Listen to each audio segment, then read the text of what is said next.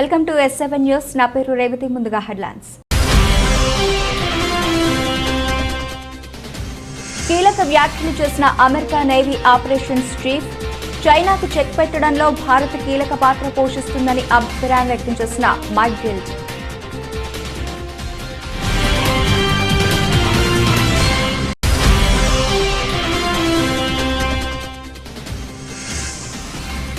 అహ్మదాబాద్ లో పర్యటిస్తున్న నరేంద్ర మోదీ, ఖాదీ ఉత్సవ్లో భాగంగా నూలు వడికిన ప్రధాని.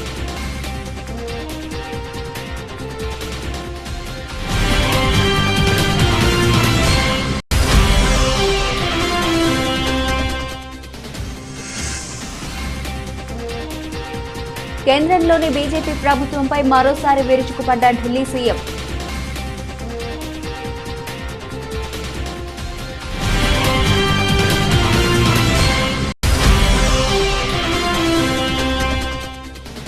తిరుమల శ్రీవారిని దర్శించుకున్న పలువురు ప్రముఖులు.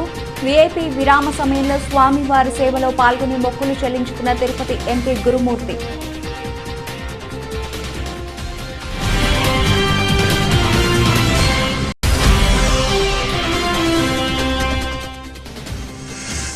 సెప్టెంబర్ 2న హైదరాబాద్లోని రామోజీ ఫిల్మ్ సిటీలో బ్రహ్మస్త్రవ్ ప్రీ రిలీజ్ ఈవెంట్. ముఖ్య అతిథిగా విచ్చేయనున్న యంగ్ టైగర్ జూనియర్ ఎన్టీఆర్.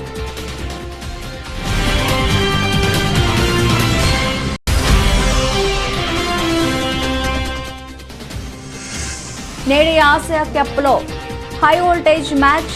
రాత్రి 7:30 గంటలకు భారత్ పాక్ జట్ల మధ్య మ్యాచ్.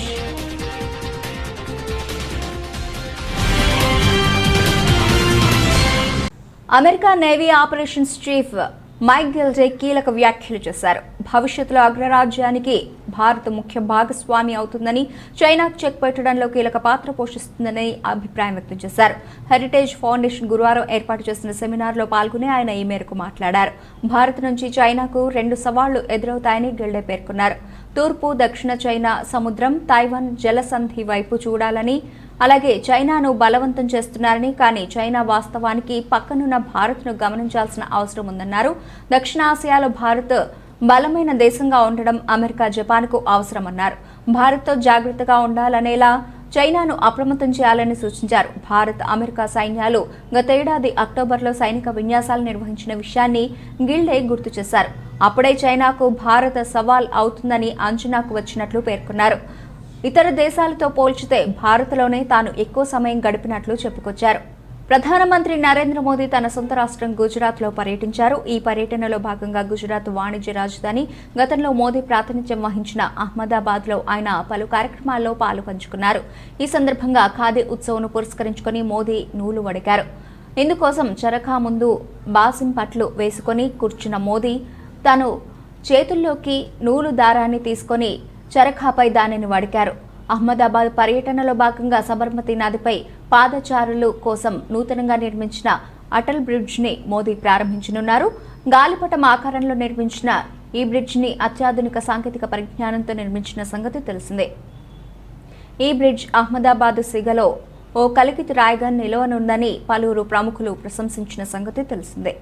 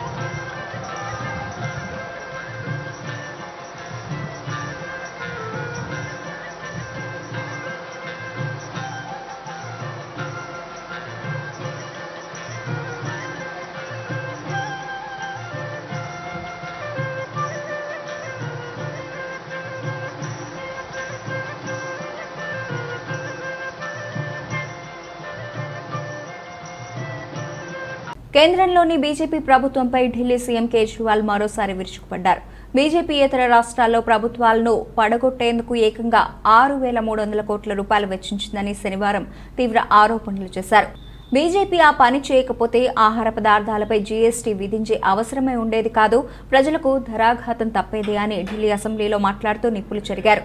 పెట్రోల్, డీజిల్పై పన్నులు, జీఎస్టీ సొమ్ములను ఎమ్మెల్యేలను కొనేందుకు బీజేపీ వెచ్చిస్తోంది. ప్రజా సమస్యలను పక్కన పెట్టి పడుతూ ఉంటే ఇక ఇతర పార్టీల ప్రభుత్వాలను కూలదోయడంలో బీజేపీ ఉంది అన్నారు. బీజేపీలో చేరాలంటూ 20 కోట్ల రూపాయల చొప్పున ఆశ చూపారని ఆప్ ఎమ్మెల్యేలు ఇటీవల ఆరోపించడం తెలిసిందే. కేజ్రీవాల్, అస్సాం సీఎం హిమంత బిశ్వ శర్మ మధ్య ట్విట్టర్లో మాటల యుద్ధం కొనసాగుతోంది. ఈ నేపథ్యంలో అస్సాంలో సర్కారీ స్కూళ్ల పరిశీలనకు ఎప్పుడు రమ్మంటారని కేజ్రీవాల్ ప్రశ్నించారు. మరోవైపు ఢిల్లీ లెఫ్టినెంట్ గవర్నర్తోనూ కేజ్రీవాల్కు విభేదాలు ముదురుతున్నాయి. కేజ్రీవాల్ సంతకాలు లేవంటూ 47 ఫైళ్లను एलजी तिप्पी पंपारू। आज देश का हर आदमी महंगाई से बड़ा परेशान है। 2014 में डीजल का दाम था 54 रुपए, अब हो गया 90 रुपए।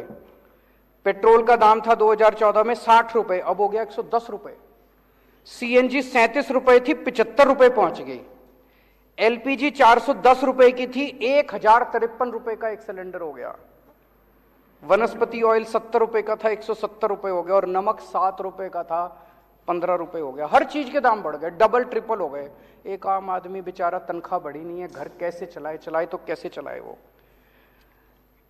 ये जितनी जीएसटी, ये जितना महंगाई हो रही है, इतना जीएसटी लगा दिया इन लोगों ने। ये सारा पैसा कहां जा रहा है? ये सारा पैसा दो चीजों में जा रहा है। एक अपने अरबपति दोस्तों के कर्जे माफ करते हैं, और दूसरे ये एमएलए खरीदते हैं। इन दो चीजों में जा रहा है। महाराष्ट्र की सरकार गिरानी थी तो छाछ पे जीएसटी लगा दी, दही पे जीएसटी लगा दी, शहद पे जीएसटी लगा दी, गेहूं पे जीएसटी लगा दी, चावल पे जीएसटी लगा दी। अगर अपने एक दोस्त का कर्जा माफ करना होता है, पेट्रोल के दाम बढ़ा देते हैं। दूसरे के दोस्त का कर्जा माफ करना होता है, डीजल के दाम बढ़ा देते हैं। अगर गोवा की सरकार गिरानी होती है, यहां पे जीएसटी बढ़ा देते हैं। जितना पैसा जीएसटी और महंगाई की वजह से हो रहा है, पेट्रोल का दाम बढ़ रहा है, डीजल का दाम बढ़ रहा है, इसका अधिकांश पैसा केवल और केवल अरबपति दोस्तों के कर्जे माफ करने में और ये एमएलए खरीदने के अंदर जा रहा है। अब ये कह रहे हैं झारखंड की सरकार गिरने वाली है। देख लेना, शर्तिया तौर पे मैं कह रहा हूं, अगले 10 दिन के अंदर कहीं ना कहीं जीएसटी या पेट्रोल या डीजल के दाम ना बढ़ जाए तो बढ़ेंगे, और वो सारा पैसा जो है वो एमएलए खरीदने के लिए जाएगा इनका झारखंड। आज मैं देश की जनता से कहना चाहता हूं, हमारे देश की जनता जरूरत पड़े तो देश के लिए बलिदान करने को तैयार है। आज मैं देश की जनता से पूछना चाहता हूं कि क्या आप इस तरह से इनके अरबपति दोस्तों के लिए इस तरह से पैसा लुटाते रहोगे? क्या आप एमएलए खरीदने के लिए अपने बच्चों के पेट काटते रहोगे? आज अगर हमारी सेना को पैसे की जरूरत पड़े, हमारे देश के लोग एक टाइम की रोटी नहीं खाएंगे, सेना के लिए कुछ भी कर देंगे, लेकिन क्या इनके अरबपति दोस्तों के लिए हम ये करने को तैयार हैं? आज एक तरह से कई लोगों को मैं जानता हूं, कई परिवार ऐसे हैं, पहले 1.5 किलो दूध लिया करते थे दिन का, अब वो कम करके 1 किलो कर दिया जब से ये महंगाई हो रही है, जब से ये जीएसटी लगा है। कई परिवार ऐसे हैं जिन्होंने एक टाइम की सब्जी लेनी बंद कर दी, अब नमक से रोटी खा लेते हैं। तो एक तरह से गरीब का खून चूस के, और वो पैसा ये अरबपति दोस्तों को दे रहे हैं। गरीब का खून चूस के इस देश के अंदर एक आदमी की सत्ता की हवस को पूरा करने के लिए सारा का सारा पैसा इस्तेमाल किया जा रहा है। क्या देश के लोगों శృంగవరపుకోట నియోజకవర్గం శృంగవరపుకోట మండల ధర్మవరం గ్రామంలోని జాతీయ అధ్యక్షులు నారా చంద్రబాబు నాయుడు పిలుపు మేరకు బాదుడే బాదుడు కార్యక్రమంలో భాగంగా గ్రామంలో ఇంటింటికి పర్యటించి ప్రజలకు ప్రభుత్వం చేస్తున్న మోసాలను కరపత్రాల రూపేణా పంచిన శృంగవరపుకోట నియోజకవర్గం తెలుగుదేశం పార్టీ ఇన్ఛార్జ్ కోళ్ల లలిత కుమారి ఈ సందర్భంగా మాట్లాడుతూ ప్రభుత్వం చేస్తున్న మోసాలను కరపత్రాల రూపేణా గ్రామంలో ప్రజలకు పంచుతూ వివరిస్తూ ఈ ప్రభుత్వం చేస్తున్న మోసపూరిత కార్యక్రమాలు, అధిక రేట్లు, కల్తీ మద్యం, కరెంటు కోతలు, విద్యుత్ ఛార్జీలు, రైతులకు, విద్యార్థులకు, డ్వాక్రా మహిళలకు, గృహ నిర్మాణదారులకు ఓటీఎస్ పద్ధతి ద్వారా మరియు రాష్ట్రంలో జరుగుతున్న రైతుల హత్యలు, అరాచకాలు, దోపిడీలు, నియోజకవర్గంలోని అధికార పార్టీ నాయకులు చేస్తున్న అరాచకాలు, ఆక్రమణలు, అలాగే దౌర్జన్యాలు, గత తెలుగుదేశం పార్టీ ప్రభుత్వంలో నారా చంద్రబాబు నాయుడు చేసిన అభివృద్ధి, ఈ నియోజకవర్గంలో తాను శాసనసభ్యులుగా ఉన్నప్పుడు చేసిన అభివృద్ధి, సంక్షేమ కార్యక్రమాలు, ఇప్పుడు ఈ ప్రభుత్వం చేస్తున్న కార్యక్రమాలకు మధ్య తేడాలు మరియు గ్రామానికి చేసిన అభివృద్ధి కార్యక్రమాలు, సంక్షేమ పథకాలు ప్రజలకు తెలియజేశారు. పెట్రోల్ ఛార్జీలు, ఆయిల్ ఛార్జీలు, నిత్యావసర ధరలు, నిత్యావసర ధరలు, ఇసుక ధరలు, సిమెంట్ ధరలు, స్టీల్ ధరలు, పెట్రోల్ ఛార్జీలు, గ్యాస్ ఛార్జీలు,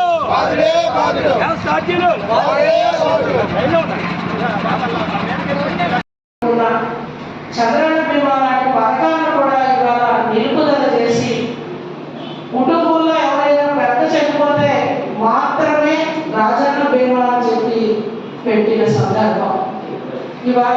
అది కూడా ఎవరికి రాష్ట్రంలో ఒక్క బీమా కూడా ఇవాళ ఇవ్వలేదు. పిహెచ్సి విఎంపేటలో వైద్యాధికారులు డాక్టర్ గోపాలకృష్ణ, డాక్టర్ సింహాద్రి నాయుడు ఆధ్వర్యంలో విఎంపేట డాక్టర్ బిఆర్ అంబేద్కర్ గురుకుల బాలికల పాఠశాల విద్యార్థినులచే జిల్లా అంధత్వ నివారణ సంస్థ ఆదేశాల మేరకు ఆగస్టు 25 నుండి సెప్టెంబర్ 8 వరకు జాతీయ నేత్రదాన పక్షోత్సవాలు నిర్వహించినట్లు ఆప్థాలమిక్ ఆఫీసర్ సిహెచ్ ఈశ్వరరావు తెలిపారు. నేత్రదానం చేయండి, అంధత్వాన్ని రూపుమాపండి, సర్వేంద్రియానాం నయనం ప్రధానం, అన్ని దానాలు కన్నా నేత్రదానం మిన్న, నేత్రదానం చేయండి, ఇంకో ఇద్దరికి చూపునివ్వండి వంటి నినాదాలతో అవగాహన ర్యాలీ నిర్వహించారు. ఈ కార్యక్రమంలో principal T Jayashree, PHN Jagadamba, HV Padmavathi, health assistant Satyarao, staff nurse Sridevi, ANM Bhavani, ASHA workers, school సిబ్బంది పాల్గొన్నారు.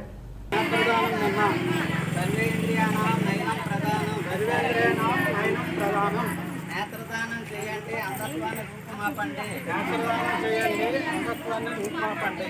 అమ్మ మీరందరూ ఏం చేస్తారంటే కొంచెం ప్రవాసం తక్కువ అందులో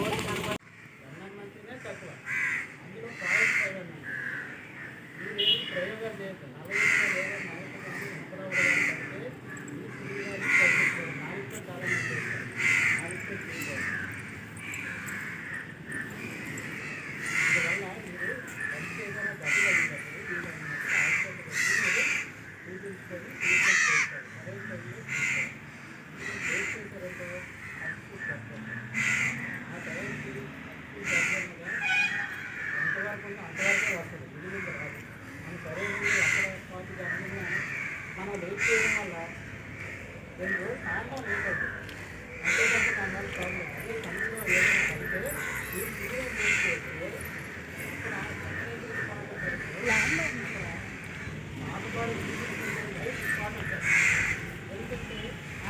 ఆంధ్ర రాష్ట్రాన్ని క్రైస్తవ రాష్ట్రంగా మార్చడానికి సీఎం జగన్ ప్రయత్నిస్తున్నారని ఏపీ సాధు పరిషత్ అధ్యక్షుడు శ్రీనివాసానంద సరస్వతి అన్నారు.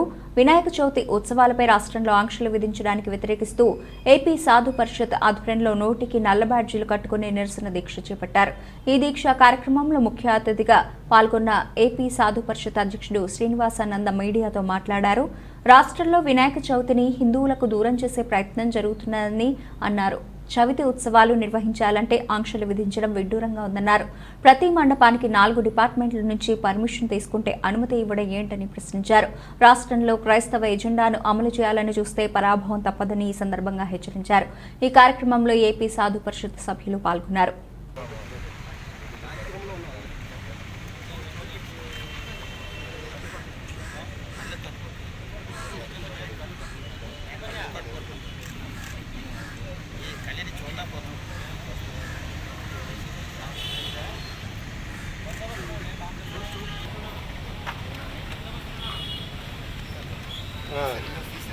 ओके सर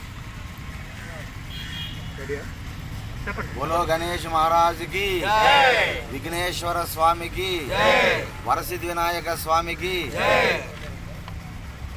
हिंदू బంధువులందరికీ మీడియా ద్వారా ఈరోజు రాష్ట్రంలో హిందుత్వాన్ని హిందూ ధర్మాన్ని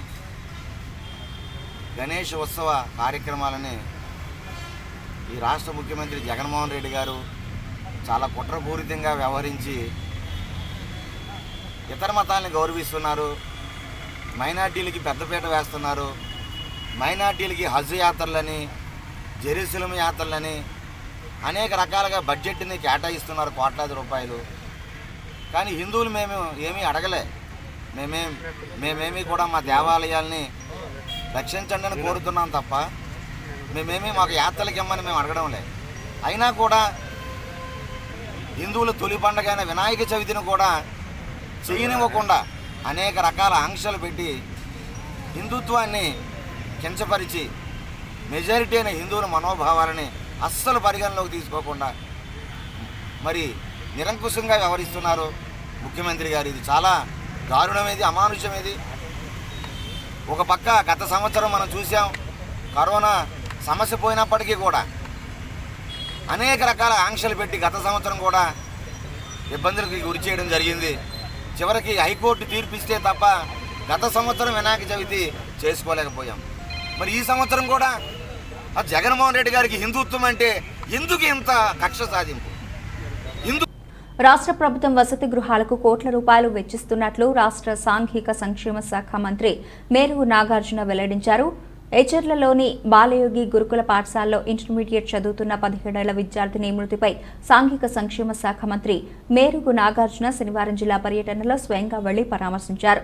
గురుకులంలోని విద్యార్థులతో ముచ్చటించినా ఎవరూ అధైర్యపడొద్దని, ఎలాంటి ఆందోళన చెందనవసరం లేదన్నారు. మీకు అండగా ప్రభుత్వం ఉంటుందని, విద్యపై ప్రభుత్వం ప్రత్యేక దృష్టి సారించిన నాడు నేడుతో పెను మార్పులు చేపట్టిందని వెల్లడించారు. మధ్యాహ్న భోజన పథక నిర్వహణలో ప్రభుత్వం పెను మార్పులు చేసి మెను అందిస్తుందన్నారు. విద్యార్థులకు ఎటువంటి సమస్య వచ్చినా జిల్లా యంత్రాంగం అందుబాటులో ఉంటుందని, విద్యార్థుల సమస్యలపై తక్షణమే చర్యలు తీసుకుంటామని హామీ ఇచ్చారు. అన్ని పేరు నిలబెట్టి చాలా బాగా చెప్తాను, ధైర్యంగా ఉంటాను. ఇంకెవరు నేను చెప్తూ ఇంకొకరికి ధైర్యం చెప్తాను. అలాగే మనకు ఏమీ భయం లేదు, అసలు భయం అనేది లేదు. భయం పోతుంది. అసలు ఈ ఇన్సిడెంట్ అనేది మర్చిపోండి. చాలా జాగ్రత్తగా ఉంటూ మనం ఎంతో బాగా ప్రిపేర్గా ఉండి ప్రతి ఒక్కరికి మోటివేట్ చేయాలన్నమాట. సార్ మనకి చాలా చెప్పారనమాట, మనకి లేనివి కల్పిస్తానని అన్నారు. కాబట్టి మనం ఎలాగైనా బాగా చదువుకొని మంచి పేరు తేవాలి. Thank you.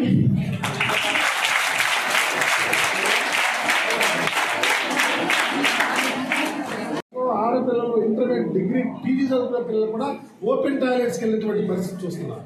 అనంతపురం, కరీంనగర్, ముస్లియా ప్రాంతాలు, ఇతర జిల్లాల్లో ఈ ముఖ్యమంత్రి గారు చాలా కాన్సన్ట్రేటివ్గా హాస్టల్ బాగు చేయాలని కొన్ని కోట్లు ఖర్చు పెడుతున్నాడు.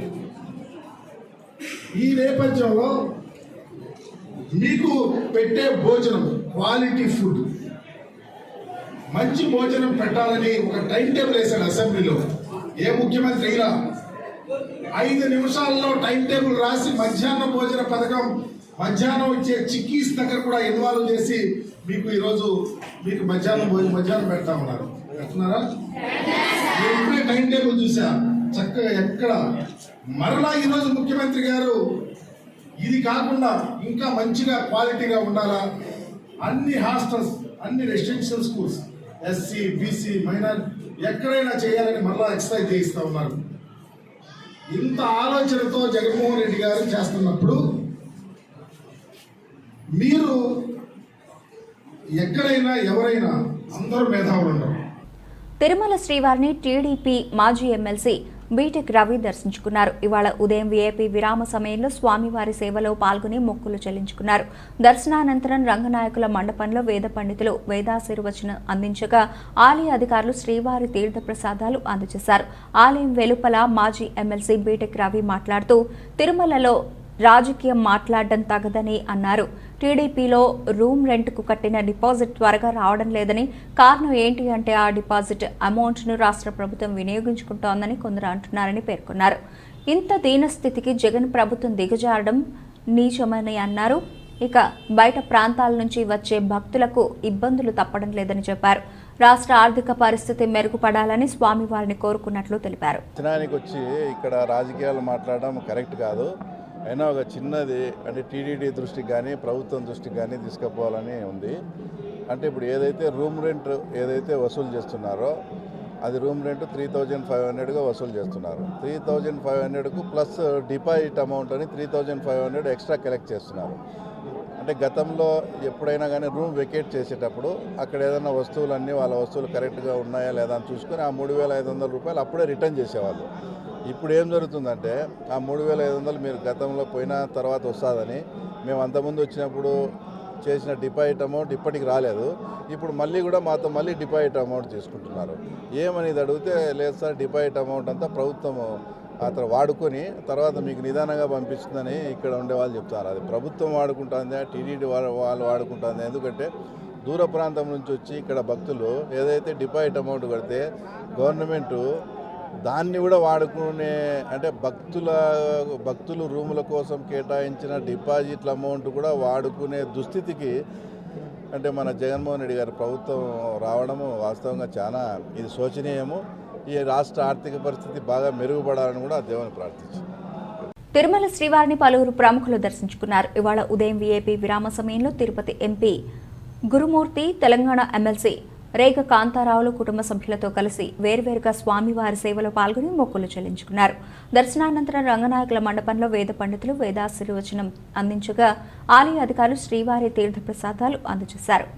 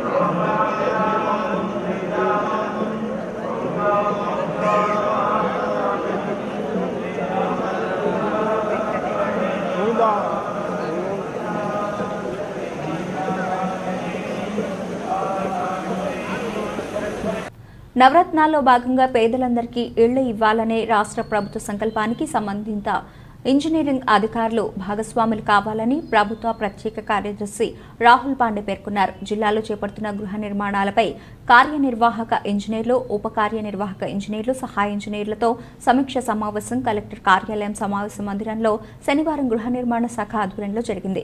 ఈ సందర్భంగా ఆయన మాట్లాడుతూ సొంతింటి కల సాకారం చేయాలనే తాపత్రయం పడుతున్న ప్రభుత్వానికి పేద ప్రజల సంతోషానికి మధ్య వారధులుగా నిలవాలని గృహ నిర్మాణ శాఖ ఇంజనీర్లను కోరారు.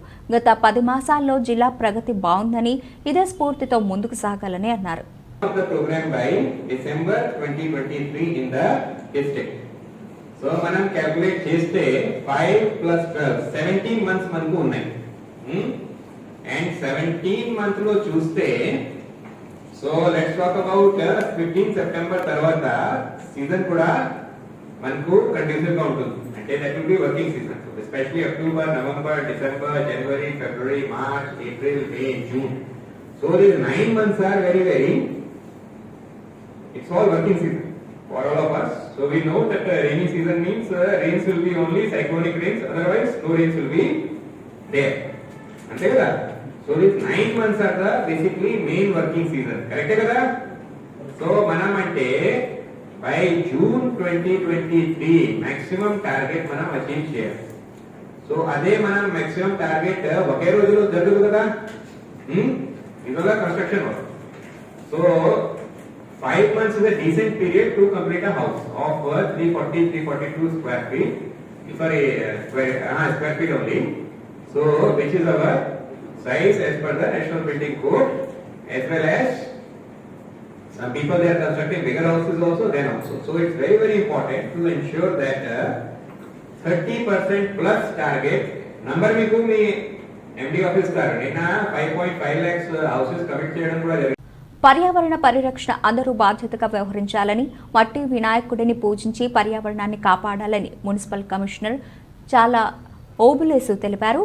శనివారం ఇకప్ ఆధ్వర్యంలో మట్టి వినాయక విగ్రహాలను పంపిణీ కార్యక్రమం నిర్వహించారు. ఇస్కాఫ్ జిల్లా అధ్యక్షుడు ఎంవి మల్లేశ్వరరావు అధ్యక్షతన ఈ కార్యక్రమం జరిగింది. ఈ సందర్భంగా మున్సిపల్ కమిషనర్ మాట్లాడుతూ పర్యావరణ అందరూ బాధ్యతని, ఇక భారతదేశంలో హిందూ సాంప్రదాయంలో భాగంగా పర్యావరణానికి హానికరం కాకుండా భారతీయ సాంప్రదాయాలను కాపాడుకునే విధంగా ఉండాలని ఆయన తెలిపారు. ఈ కార్యక్రమంలో ఇస్కఫ్ జిల్లా కార్యదర్శి జీవి నాగభూషణరావు, ఇంటర్నేషనల్ వాకర్స్ క్లబ్ మాజీ గవర్నర్ గేదెల ఇందిరాప్రసాద్, కూన పాపారావు, నాగేశ్వర ఈశ్వరరావు, మల్లా చక్రవర్తి, నరసింహారాజు తదితరులు పాల్గొన్నారు. కార్యక్రమాలు టేకప్ చేస్తున్నాయి. అందులో భాగంగా Indian society for culture, cooperation and friendship, ISCUF అంటారు, భారత సాంస్కృతిక సహకార స్నేహ సంఘం శ్రీకాకుళం జిల్లా శాఖ వారు ఈ సంవత్సరం శ్రీకాకుళం నగరంలో వినాయక చవితి మనకు ఏదైతే 31వ తారీఖున బుధవారం రోజున జరుపుకుంటున్నామో ఆ సందర్భంగా ప్రజలకి మట్టితో తయారు చేసినటువంటి ఈ యొక్క విగ్రహాలని ఫ్రీగా ఇవ్వడం ద్వారా ప్రజల్లో అవగాహన కల్పించడమే కాదు, ఈ మట్టితో తయారు చేసినటువంటి విగ్రహాలని ప్రజలకు అందుబాటులోకి తెచ్చి ఈ యొక్క ప్రకృతికి సహకరించే విధంగా పర్యావరణ హిత వినాయక విగ్రహాలని డిస్ట్రిబ్యూట్ చేయడం చాలా అభినందించదగ్గ విషయం. ఈ సందర్భంగా యాజ్ ఎ సివిక్ బాడీగా మున్సిపల్ కార్పొరేషన్ కమిషనర్గా ఇస్కాఫ్ శ్రీకాకుళం జిల్లా కమిటీ వారిని హృదయపూర్వకంగా అభినందిస్తున్నాను. భవిష్యత్తులో పర్యావరణ పరిరక్షణ కోసం మీరు మా మున్సిపల్ కార్పొరేషన్తో కలిపి నగర పరిరక్షణ కోసం, నగరంలో ఉన్నటువంటి పర్యావరణ పరిరక్షణ కోసం మీతో కలిసి అనేక రకాలైనటువంటి కార్యక్రమాలని టేకప్ చేయడానికి మున్సిపల్ కార్పొరేషన్ మీతో కలిసి పనిచేస్తుందని తెలియజేస్తూ, ఈ సందర్భంగా ఎవరైతే ఈరోజు ఇస్కాఫ్ ప్రతినిధులు శ్రీకాకుళం జిల్లా వారు ఈ యొక్క పర్యావరణ హిత మట్టి విగ్రహాలని ప్రజలకు ఈరోజు ఫ్రీగా డిస్ట్రిబ్యూట్ చేస్తున్నారో వారిని ఈ సందర్భంగా మరొకసారి అభినందిస్తున్నాను. ధన్యవాదాలు. Thank you very much. Ranbir Kapoor నటించిన సంషేరా బాక్స్ ఆఫీస్ దగ్గర ఘోరంగా చతికిలపడింది. దీంతో తన తర్వాతి సినిమా బ్రహ్మాస్త్ర మీదే బోలెడాసలు పెట్టుకున్నాడు ఈ హీరో.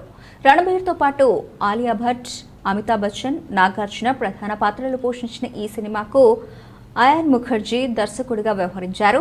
దర్శక దిగ్గజం రాజమౌళి సమర్పకుడిగా వ్యవహరిస్తున్నారు. ఈ సినిమా మొదటి భాగం బ్రహ్మాస్త్ర, మొదటి భాగం శివ పేరిట సెప్టెంబర్ 9న తెలుగు, హిందీ, తమిళం, మలయాళం, కన్నడ భాషల్లో విడుదలకు సిద్ధమవుతోంది. ఈ క్రమంలో సినిమా ప్రమోషన్స్కు రెడీ అవుతోంది చిత్ర యూనిట్. అందులో భాగంగా ప్రీ రిలీజ్ ఈవెంట్ను ఖరారు చేశారు. సెప్టెంబర్ 2న హైదరాబాద్లోని రామోజీ ఫిల్మ్ సిటీలో ప్రీ రిలీజ్ వేడుక జరపనున్నారు. ఈ కార్యక్రమానికి యంగ్ టైగర్ జూనియర్ ఎన్టీఆర్ ముఖ్య అతిథిగా విచ్చేయనున్నారు. ఈ విషయాన్ని తెలియజేస్తూ బ్రహ్మాస్త్ర చిత్ర యూనిట్ స్పెషల్ మీడియాను రిలీజ్ చేసింది. అంతర్జాతీయ క్రికెట్లో కీలక టోర్నమెంట్గా పరిగణిస్తున్న ఆసియా కప్ శనివారం ప్రారంభమైన సంగతి తెలిసిందే. ఈ టోర్నీలో రెండో రోజైన ఆదివారం హై వోల్టేజ్ మ్యాచ్ జరగనుంది. చిరకాల ప్రత్యర్థులు, దాయాది దేశాలు అయిన భారత్, పాకిస్తాన్ జట్ల మధ్య మ్యాచ్ ఆదివారం రాత్రి 7:30 జరగనుంది.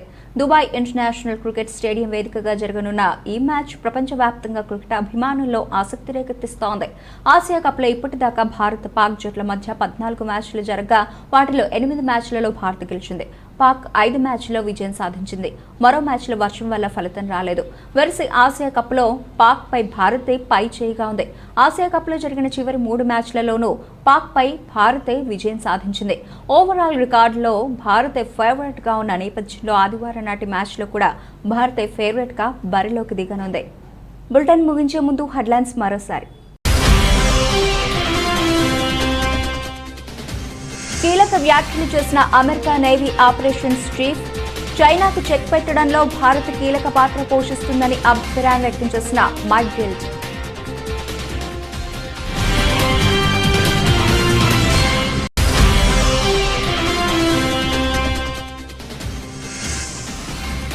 అహ్మదాబాద్లో పర్యటిస్తున్న నరేంద్ర మోదీ, ఖాదీ ఉత్సవ్లో భాగంగా నూలు వడికిన ప్రధాని.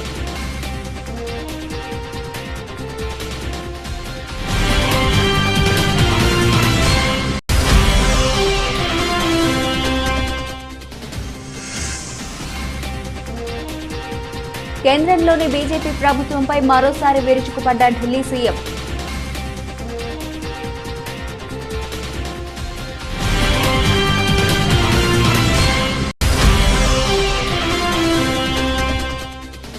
తిరుమల శ్రీవారిని దర్శించుకున్న పలువురు ప్రముఖులు. వీఐపీ విరామ సమయంలో స్వామివారి సేవలో పాల్గొని మొక్కులు చెల్లించుకున్న తిరుపతి ఎంపీ గురుమూర్తి.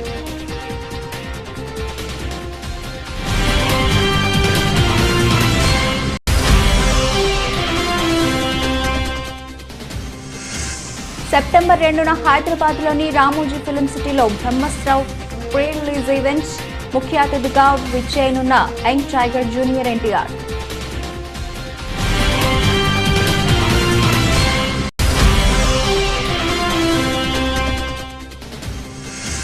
నేడి ఆసియా కప్లో హై వోల్టేజ్ మ్యాచ్ రాత్రి 7:30 గంటలకు భారత్ పాక్ జట్ల మధ్య మ్యాచ్.